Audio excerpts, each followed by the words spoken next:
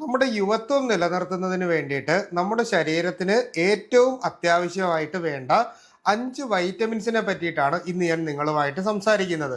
പലപ്പോഴും നമ്മൾ പലതരത്തിലുള്ള വൈറ്റമിൻ സപ്ലിമെന്റുകളെ പറ്റി കേട്ടിട്ടുണ്ട്. വൈറ്റമിൻ സിയുടെ ക്യാപ്സ്യൂൾ ഉണ്ട്, ബി12ന്റെ ക്യാപ്സ്യൂൾ ഉണ്ട്, വൈറ്റമിൻ ഡിയുടെ, വൈറ്റമിൻ ഇ, ഇങ്ങനെ പറഞ്ഞ് ഒട്ടനവധി ക്യാപ്സ്യൂളുകളെ പറ്റിയിട്ട് നമ്മൾ കേട്ടിട്ടുണ്ട്. സത്യത്തിൽ നമ്മൾ ഈ ക്യാപ്സ്യൂളുകൾ കഴിക്കേണ്ട ആവശ്യമുണ്ടോ എന്നൊരു കാര്യത്തെ പറ്റിയിട്ടും, അതുപോലെ തന്നെ നാച്ചുറലി നമ്മളെ ബോഡിയിലേക്ക് എങ്ങനെയാണ് നമുക്ക് ഈ പറയുന്ന വൈറ്റമിൻസ് കിട്ടുന്നതിന് വേണ്ടിയിട്ട് നമുക്ക് കഴിക്കേണ്ട ആഹാരങ്ങൾ എന്തൊക്കെയാണ് മുതലായിട്ടുള്ള കാര്യങ്ങളാണ് ഇന്നത്തെ എപ്പിസോഡിൽ ഞാൻ നിങ്ങളുമായിട്ട് സംസാരിക്കുന്നത്. അതിൽ ഏറ്റവും പ്രധാനപ്പെട്ടത്, പല വീഡിയോസിലും ഞാൻ പറഞ്ഞിട്ടുണ്ട്, വൈറ്റമിൻ സി നമ്മുടെ ശരീരത്തിന് വളരെ അത്യാവശ്യമുള്ള ഒരു വൈറ്റമിനാണ്. അതിൻ്റെ കാരണം എന്ന് പറഞ്ഞാൽ നമ്മുടെ ചർമ്മത്തിലായാലും നമ്മുടെ ശരീരത്തിൻ്റെ പല ഭാഗങ്ങളിലും നമുക്കുണ്ടാവുന്ന പലതരത്തിലുള്ള ഇൻഫ്ലമേഷൻസ്, അതായത് നീർക്കെട്ടുകൾ കുറയ്ക്കുന്നതിന് ഈ പറയുന്ന വൈറ്റമിൻ സി വളരെ നല്ല രീതിയിൽ നമ്മളെ സഹായിക്കുന്നുണ്ട്.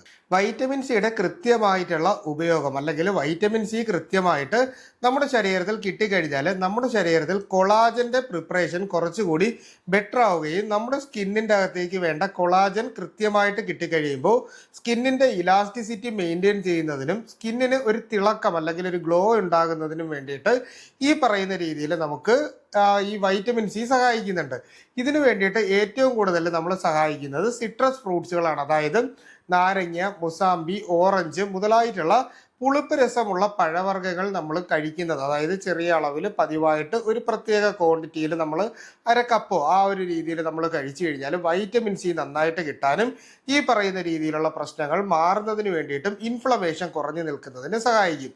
ഇനി രണ്ടാമതായിട്ട് നമുക്ക് വേണ്ടത് വൈറ്റമിൻ ഇ ആണ്. പലപ്പോഴും വൈറ്റമിൻ ഇ ക്യാപ്സ്യൂൾ വാങ്ങി മുഖത്തൊക്കെ പൊട്ടിച്ച് തേക്കുന്ന ആളുകളെ നമ്മൾ പലപ്പോഴും കണ്ടിട്ടുണ്ട്. പക്ഷേ ഇവിടെ നമ്മൾ മനസ്സിലാക്കാനുള്ളത്, വൈറ്റമിൻ ഇ നമ്മൾ ഒരിക്കലും ഒരു ഡോക്ടറുടെ നിർദ്ദേശപ്രകാരം അല്ലാതെ യൂസ് ചെയ്യാൻ പാടില്ല എന്നുള്ളതാണ്.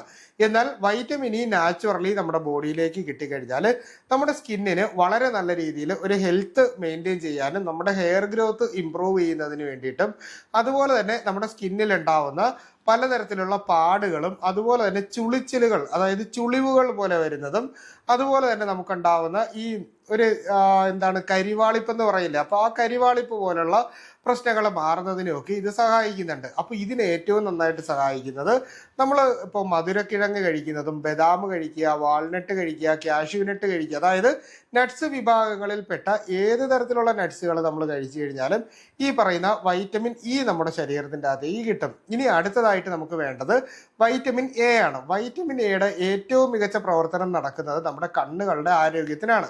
അതായത് നമുക്ക് കുറച്ച് പ്രായമാകുമ്പോൾ ന്യൂസ് പേപ്പർ വായിക്കാനായിട്ട് പറ്റാത്ത രീതിയിൽ, അതായത് അടുത്ത് നമ്മളിങ്ങനെ ദൂരേക്ക് പിടിച്ചാലേ നമുക്ക് വായിക്കാൻ പറ്റും. അപ്പോൾ ആ രീതിയിലുള്ള ബുദ്ധിമുട്ടുകളുണ്ടല്ലോ. അപ്പോൾ അത്തരത്തിലുള്ള കണ്ണിനുണ്ടാവുന്ന പലതരത്തിലുള്ള രോഗങ്ങൾ, അതായത് റോഡ് സെൽസും കോൺ സെൽസും ഉണ്ട് കണ്ണിൻ്റെ അകത്ത്. അതായത് റെറ്റിനയുടെ അകത്ത് നമുക്ക് രാത്രി കാണാനായിട്ട് ആക്റ്റീവ് ആവുന്ന റോഡ് സെൽസും അതുപോലെ തന്നെ പകൽ സമയത്ത് കാണാനായിട്ട് ആക്റ്റീവ് ആവുന്ന കോൺ സെൽസും ഉണ്ട്. അപ്പോൾ ഇവ രണ്ടിൻ്റെയും കൃത്യമായിട്ടുള്ള പ്രവർത്തനം നടക്കുന്നതിനും നമ്മുടെ കണ്ണിൻ്റെ ഉള്ളിലുള്ള ലെൻസിൻ്റെ മെറ്റബോളിസം പ്രോപ്പറായിട്ട് നടക്കുന്നതിന് വേണ്ടിയിട്ടും കാഴ്ചശക്തി ഇംപ്രൂവ് ചെയ്യുന്നതിന് വേണ്ടിയിട്ടും നമുക്ക് ഈ പറയുന്ന വൈറ്റമിൻ എ ഉപയോഗിക്കാനായിട്ട് പറ്റുന്നതാണ്. ഈ വൈറ്റമിൻ എ ഏറ്റവും കൂടുതൽ അടങ്ങിയിട്ടുള്ള ആഹാരങ്ങൾ മത്തങ്ങ നമ്മൾ കഴിക്കുന്നതും, ക്യാരറ്റ് നമ്മൾ കഴിക്കുന്നതും, അതുപോലെ തന്നെ മധുരക്കിഴങ്ങ് കഴിക്കുന്നതും, പപ്പായ കഴിക്കുന്നതും ഒക്കെ നമ്മുടെ ശരീരത്തിൽ വൈറ്റമിൻ എ കിട്ടുന്നതിന് വേണ്ടിയിട്ട് വളരെയേറെ സഹായിക്കുന്നുണ്ട്. ഇനി അടുത്തതായിട്ട് നമ്മുടെ ശരീരത്തിൽ വേണ്ടത് വൈറ്റമിൻ ഡി ആണ്. പല വീഡിയോസിലും ഞാൻ പറഞ്ഞിട്ടുണ്ട്, വൈറ്റമിൻ ഡി നമ്മുടെ ശരീരത്തിൽ കുറഞ്ഞു കഴിഞ്ഞാൽ നമുക്ക് ശരീരത്തിൻ്റെ പല ഭാഗത്തും വേദനകൾ അനുഭവപ്പെടുന്നത് പോലെയും, അതുപോലെ തന്നെ ഉറക്കം കൃത്യമായിട്ട് കിട്ടത്തില്ല, നമുക്കൊരു സന്തോഷം ഉണ്ടാകില്ല, എപ്പോഴും രോഗം പിടിച്ചതുപോലെ ഇരിക്കും, അതുപോലെ തന്നെ നമുക്ക് മുടി കൊഴിച്ചിലുണ്ടാവാനുള്ള സാധ്യതയുണ്ട്, ചർമ്മത്തിൻ്റെ ഒരു നിറം കുറഞ്ഞു വരുന്നത് പോലെ ഉള്ള ഒരു അവസ്ഥ നമുക്ക് കാണാനായിട്ട് പറ്റും. അതുപോലെ തന്നെയാണ് നമുക്ക് എപ്പോഴും ഒരു ടെൻഷനും ഒരു ആവലാതിയും ഒക്കെ കാണും. അപ്പോൾ വൈറ്റമിൻ ഡി കൃത്യമായിട്ട് പരിശോധിച്ച് നോക്കേണ്ടത് വളരെ അത്യാവശ്യമാണ്. അതായത് 30-ൽ താഴെ വൈറ്റമിൻ ഇ, നമ്മുടെ വൈറ്റമിൻ ഡി 30-ൽ താഴെ പോയി കഴിഞ്ഞാൽ നമ്മൾ കൃത്യമായിട്ടും അതിനുള്ള മെഡിസിൻസ് കഴിക്കേണ്ടി വരും. എന്നാൽ ഇതൊരു 60 ആ ഒരു റേഞ്ചിലൊക്കെ നിൽക്കുവാണെങ്കിൽ നിങ്ങൾ മരുന്നെടുക്കണ്ട. എന്നാൽ അനാവശ്യമായി ഡോക്ടർ പറയാതെ നമ്മൾ ഈ വൈറ്റമിൻ ഡി എടുത്തു കഴിഞ്ഞാൽ നമ്മുടെ ശരീരത്തിൽ ഇത് 100-ന് മുകളിലേക്ക് പോയി കഴിഞ്ഞാൽ ഈ പറഞ്ഞ പ്രശ്നങ്ങളെല്ലാം കൂടുന്നതിനാണ് സാധ്യത. സാധാരണ നമ്മൾ വെയിൽ കൊള്ളുന്നതാണ് ഇതിന് ഏറ്റവും നല്ല ഒരു മെത്തേഡ്. അതുപോലെ തന്നെ ആഹാരങ്ങളിൽ നമുക്ക് വളരെ തുച്ഛമായ ആഹാരങ്ങളിൽ കൂടെ മാത്രമേ നമുക്ക് വൈറ്റമിൻ ഡി കിട്ടും. അതിലൊന്ന് കൂൺ അഥവാ മഷ്റൂമാണ്. പിന്നെ മുട്ട കഴിക്കുന്നതും പാല് കഴിക്കുന്നതും ഈ ഒരു വൈറ്റമിൻ ഡി നമ്മുടെ ശരീരത്തിൽ കിട്ടുന്നതിന് ഒരു ചെറിയ പരിധി വരെ സഹായിക്കുന്നുണ്ട് എന്ന് പറയാം.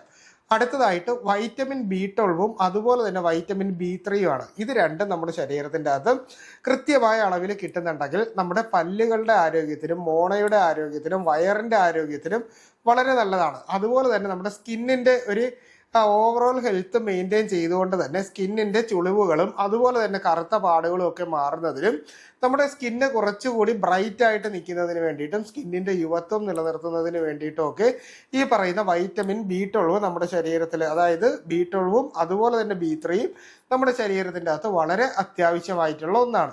ഇതിൽ വൈറ്റമിൻ B12 അല്ലെങ്കിൽ നമുക്ക് ഈ B3 ഒക്കെ കിട്ടുന്നത് തവിട് കളയാത്ത അരി നമ്മൾ കഴിക്കുന്നത്, അതായത് നമ്മൾ കുത്തരി എന്ന് പറയത്തില്ല, അപ്പോൾ അത്തരത്തിലുള്ള അരി കഴിക്കുന്നത് കൊണ്ടും പരിപ്പ് വർഗ്ഗങ്ങളും പയറുവർഗ്ഗങ്ങളും മീനും അതുപോലെ തന്നെ ഇറച്ചിയൊക്കെ കഴിച്ചു കഴിഞ്ഞാൽ നമുക്കിത് കിട്ടും. അതുപോലെ തന്നെ ഒമേഗ 3 ഫാറ്റി ആസിഡുകൾ നമ്മുടെ ശരീരത്തിൻ്റെ അകത്തേക്ക് കിട്ടുന്ന ഈ ചാള, ചൂര, അയല, മത്തി മുതലായിട്ടുള്ള മീനുകളുണ്ടല്ലോ, അപ്പോൾ ഇത്തരത്തിലുള്ള മീനുകൾ കഴിക്കുന്നതും നമ്മുടെ യുവത്വം നിലനിർത്തുന്നതിന് വളരെയേറെ സഹായിക്കുന്നുണ്ട്. ഒരുപാട് പേരും അനാവശ്യമായിട്ട് വൈറ്റമിൻസ് പലപ്പോഴും ഡോക്ടർമാരുടെ പ്രിസ്ക്രിപ്ഷൻ ഇല്ലാതെ പോലും വാങ്ങിക്കഴിക്കുന്ന ഒരു രീതി നമുക്ക് നമ്മുടെ നാട്ടിൽ കാണാനായിട്ട് പറ്റുന്നുണ്ട്. ഒട്ടനവധി ആളുകൾക്കും ഇതുകൊണ്ട് പലതരത്തിലുള്ള കോംപ്ലിക്കേഷൻസും വരുന്നുണ്ട്. അപ്പോൾ നിങ്ങൾ ചെയ്യാനുള്ളത്, നിങ്ങൾക്ക് ഇത്തരത്തിലുള്ള ഈ പറയുന്ന വൈറ്റമിൻസിൻ്റെ കുറവുണ്ടെങ്കിൽ നാച്ചുറലായിട്ട് ഞാൻ പറഞ്ഞ രീതിയിലുള്ള ആഹാരങ്ങൾ കഴിക്കുക എന്നുള്ളതാണ് കൃത്യമായിട്ട് നമ്മൾ ചെയ്യാനുള്ളത്. അതിനുശേഷവും നമുക്കിത് കുറവുണ്ട് എങ്കിൽ ഒരു ഡോക്ടറുടെ നിർദ്ദേശപ്രകാരം ഒരു നിശ്ചിത കാലയളവിൽ ഡോക്ടർ പറയുന്ന സമയത്ത് മാത്രം നമ്മൾ വൈറ്റമിൻ സപ്ലിമെൻറ്റ്സ് എടുക്കുക. അത് കഴിഞ്ഞിട്ട് നിങ്ങൾ ഈ വൈറ്റമിൻസിൻ്റെ ഉപയോഗം പൂർണ്ണമായിട്ട് നിർത്തേണ്ടത് വളരെ അത്യാവശ്യമാണ്.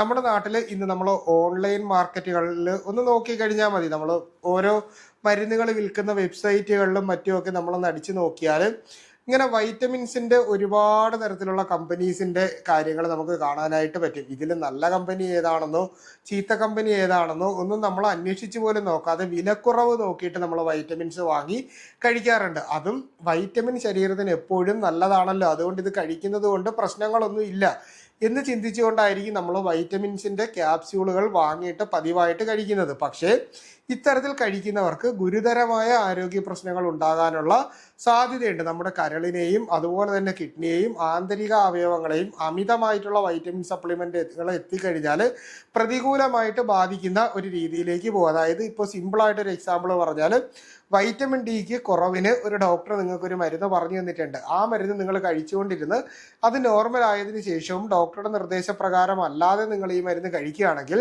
പലപ്പോഴും ശരീരത്തിൻ്റെ അകത്ത് വേദനകൾ കൂടുന്നതിന് ഒരു കാരണമാകാറുണ്ട്. അതുപോലെ തന്നെ സ്കിന്നിൻ്റെ നിറം നഷ്ടപ്പെട്ടു പോകുന്നതിന് ഒരു കാരണമാകാറുണ്ട്. നമുക്ക് പലതരത്തിലുള്ള മറ്റ് കോംപ്ലിക്കേഷൻ, ഉറക്കക്കുറവ് പോലെയും ശരീരം വിയർപ്പ് പോലെയും ഒക്കെയുള്ള പ്രശ്നങ്ങൾ വരാറുള്ളത് കൊണ്ട് തന്നെ കൃത്യമായി വൈറ്റമിൻസിൻ്റെ അളവ് പരിശോധിച്ച് മാത്രം കഴിക്കണം എന്നുകൂടി ഞാൻ നിങ്ങളോട് പറയുകയാണ്. അപ്പോൾ ഈ വിഷയവുമായി ബന്ധപ്പെട്ട് എന്തെങ്കിലും സംശയങ്ങളുണ്ടെങ്കിൽ നിങ്ങളത് കമൻ്റായിട്ടോ നമ്മുടെ വാട്സാപ്പിൻ്റെ നമ്പറിലോ ചോദിക്കുക. കൃത്യമായിട്ടുള്ള റിപ്ലൈ നിങ്ങൾക്ക് കിട്ടുന്നതായിരിക്കും. അപ്പോൾ ഇത്തരത്തിലുള്ള പുതിയ അറിവുകളായിട്ട് വീണ്ടും മറ്റൊരു അവസരത്തിൽ കണ്ടുമുട്ടാം. അതുവരെ എല്ലാവർക്കും ഗുഡ് ബൈ.